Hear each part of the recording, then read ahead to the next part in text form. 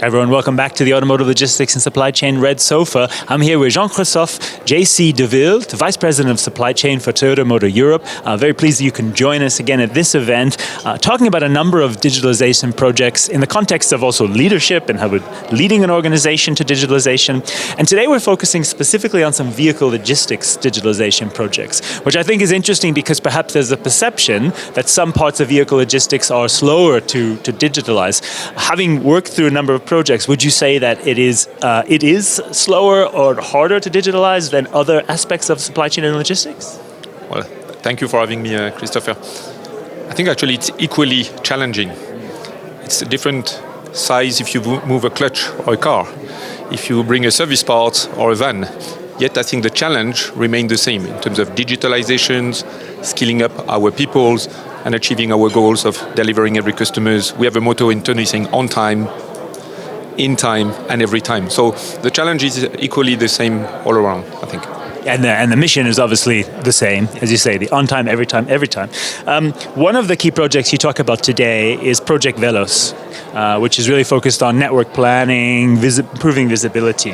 One of the key aspects of that, as I understand it, is more accurate lead time information in which to design your network. Why has that become so important for Toyota? Yeah. So this is in the field of vehicle logistics, and what we are aiming at here is to strengthen our ability to plan. So we want a more accurate planning for the coming months, and we want to replace the historical average lead times by stronger confirmed lead time by our logistic partners. That's one. The second one is that we want to replace the logic of FIFO by priority. Which car should go first? Which one can wait a bit more? So that's really the logic behind the Project Velos. And it's an important bit because, as you say, if you move away from the historic lead times, you can realize you're much less wrong, and therefore the lead time accuracy improves as well. Yeah, that's very correct. And we have a passion to squeeze lead time at Toyota, as you know, just in times. So that's one of the tools also for us to squeeze inventory even lower, squeeze the lead time, so we are more reactive to the market. That's one of the key logics behind this. And you mentioned inventory, and I think that's another key objective that you talk about, the importance of reducing inventory. Seems very relevant at this time when some manufacturers around the world are probably struggling with aspects of vehicle inventory. What, you just named that as a key part. Are there other strategies you've been employing to keep inventories as low as possible? So, Toyota is famous for just-in-time and build to order. So that's what we aim at. We cannot always do that, but we want to keep to the minimum, and we are not pushing cars to the parkings. We want to build cars for the customers.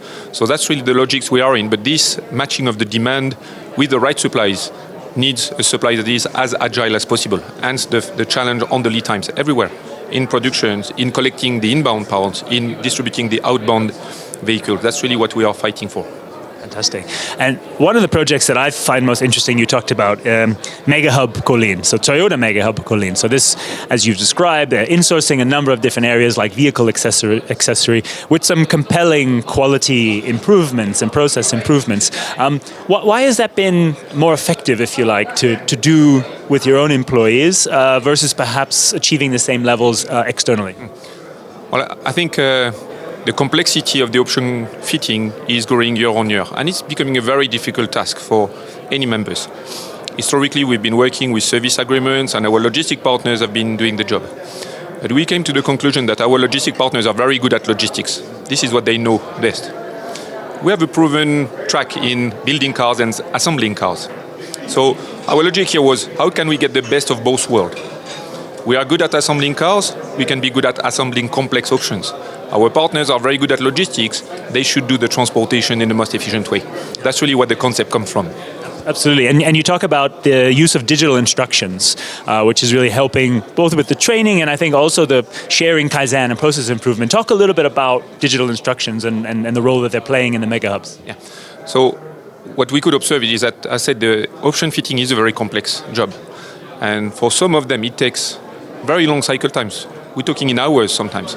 So it's very difficult for our members to remember what is the sequence, which clip to remove, which wires to take out. And we have those old kind of papers, booklet to look at, but it's very difficult. So we said, what would be the way to guide our people, help them to understand what is the next sequence, what I should do next? And this is where we came with the spirit. We also bring this into a notion of timing. Okay, so we can compare what we think and what is actually happening. And therefore, we can see if a member is struggling. What is the struggle? Is it that the ergonomics is not right? Is it that the actual sequence is not the right one? And that's really what is behind. So this is the spirit of helping our members to realize the option fittings.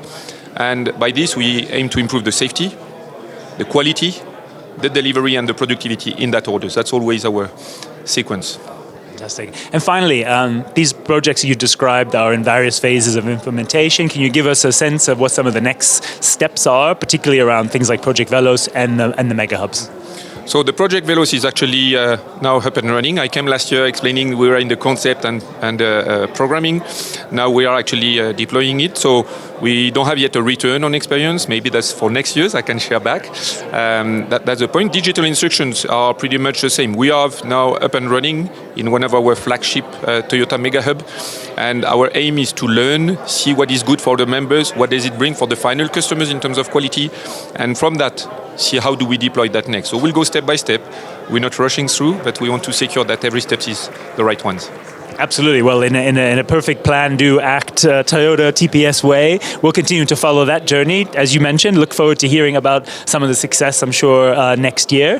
Thanks so much for joining us and for keeping up with us on the Red Sofa. You'll find out more from JC's presentation, from our live blog, and more highlights here at Automotive Logistics and Supply Chain Digital Strategies in Munich.